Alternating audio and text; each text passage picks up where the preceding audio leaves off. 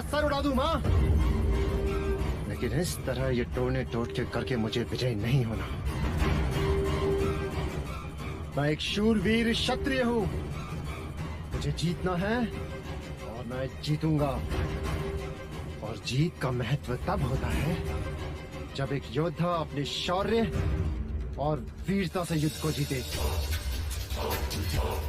लेकिन आप ये नहीं समझेंगे, क्योंकि आपको अपने पुत्र की योग्यता से अधिक विश्वास इस कील पर है।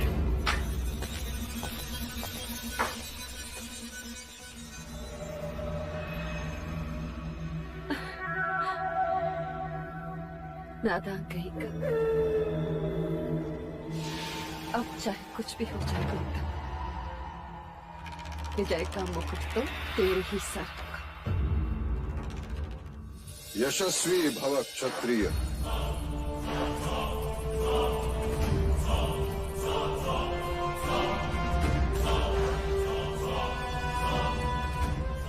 मंगला दीदी का भी आशीर्वाद लो।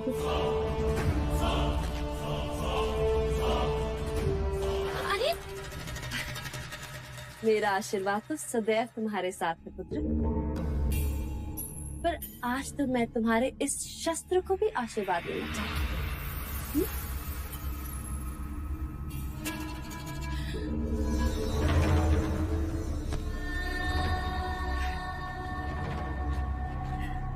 ईश्वर करे तुम्हारे शस्त्र को किसी की अशुभ दृष्टि ना।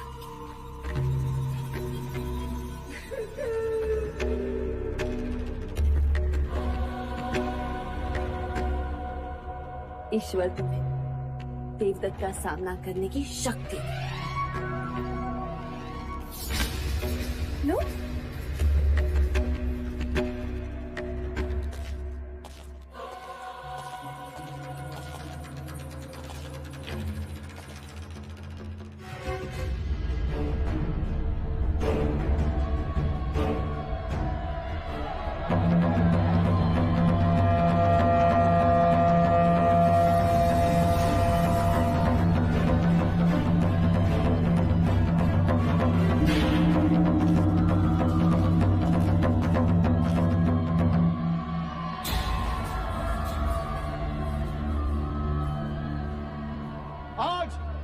परीक्षा का अंतिम चरण ये निश्चित करेगा कि कपिलवस्तु के गुरुकुल का सर्वश्रेष्ठ योद्धा कौन है।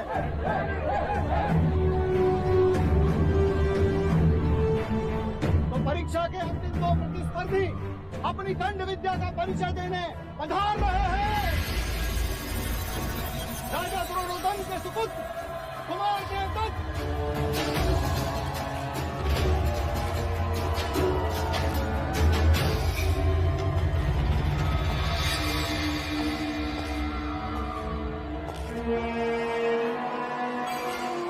और महाराज शुद्धोधन के सुपुत्र और कपिलवस्तु के भावी सम्राट युवराज सिद्धार्थ काका।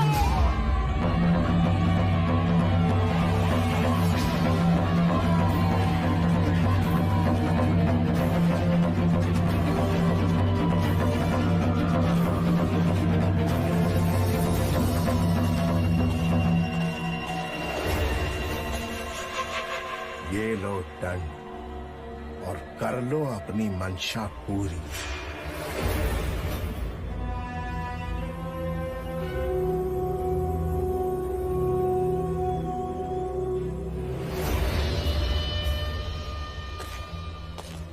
आज ये प्रमाणित कर दो कि तुम्हारे दंड और कृष्ण के सुदर्शन में कोई भेद नहीं। वो जब भी चला शक्ति के लिए चला, आज तुम्हारा ये दंड भी चलेगा तो शक्ति के लिए।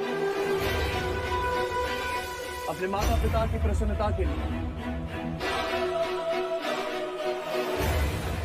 अपनी प्रजा का विश्वास जीतने के लिए।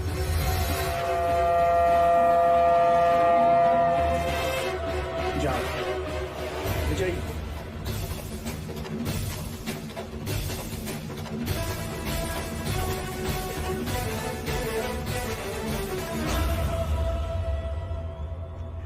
कौन दिन तू लाख चतक कर, परंतु युवराज के साहस पे तो मैंने पराजय की कील ठोक दी।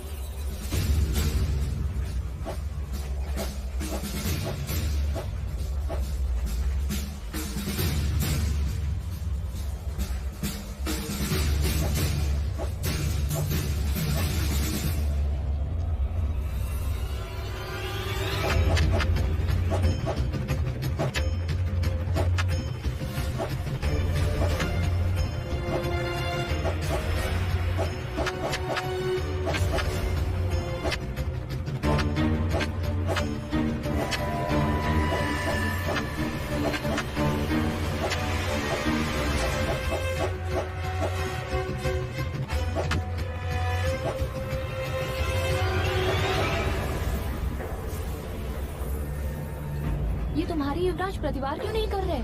तुम्हारे युवराज मतलब युवराज तुम्हारे भी तो है। हाँ, मेरे भी तो है।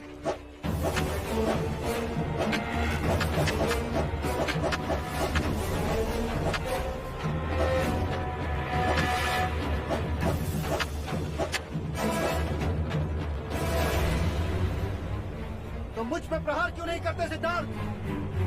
तुम जानते हो ज्येष्ठ, मैं तुम पर प्रहार नहीं कर सकता। मान सम्मान का तुम्हारा ये प्रपंच मैं समझता हूँ सिद्धार्थ, परंतु आज तुम्हें मुझसे युद्ध करना ही होगा। प्रहार करो मुझ पे, सिद्धार्थ!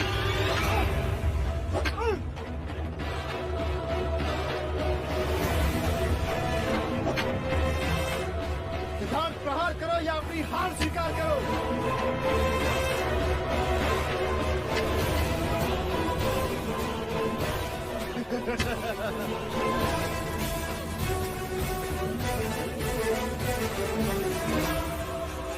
क्या कर रहे हो तुम?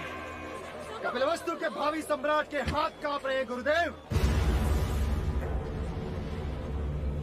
सिद्धार्थ, मैं ज्येष्ठ पर प्रहार नहीं कर सकता गुरुदेव।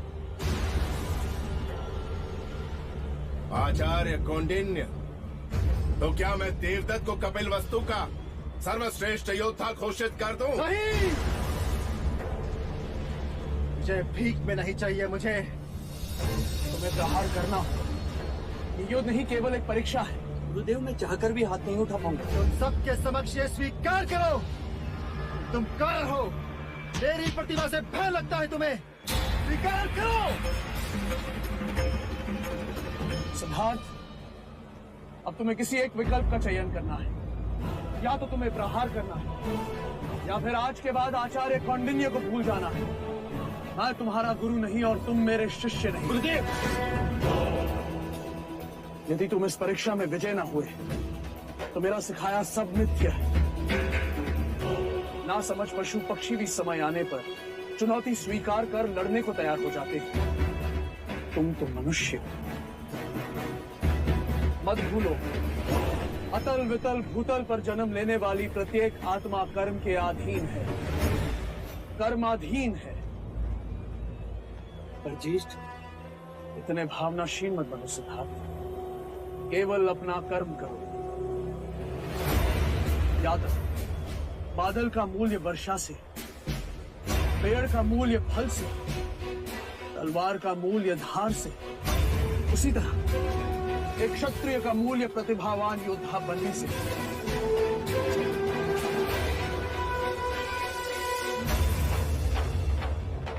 सिद्धार्थ, मैं जा रहा हूं। यदि मुझे रोकना चाहते हो तो युद्ध करो।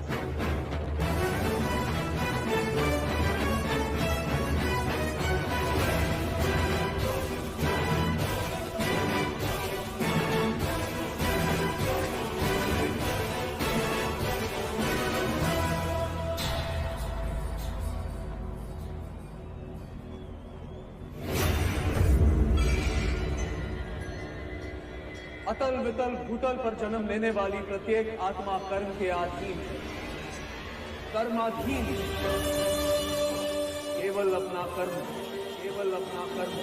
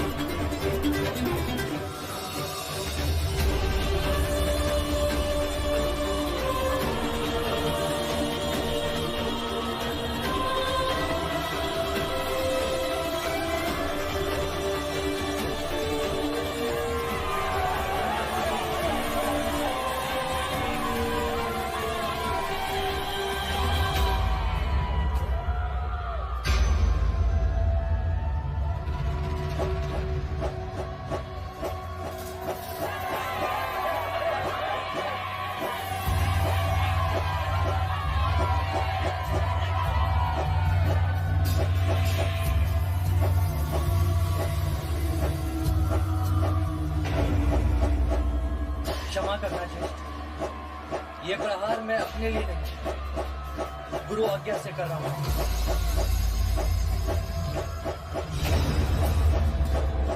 पहला प्रहार गुरु के लिए,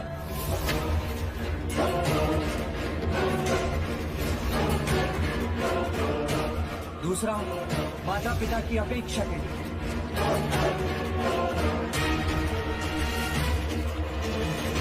तीसरा प्रजा का विश्वास पाने के लिए,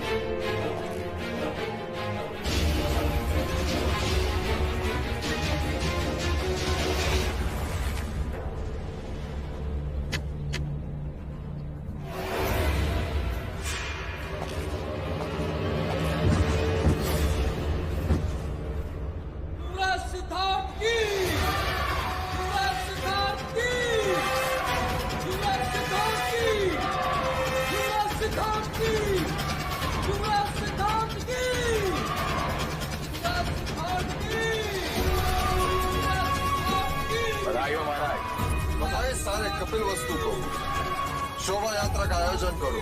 सेनापति जी महाराज।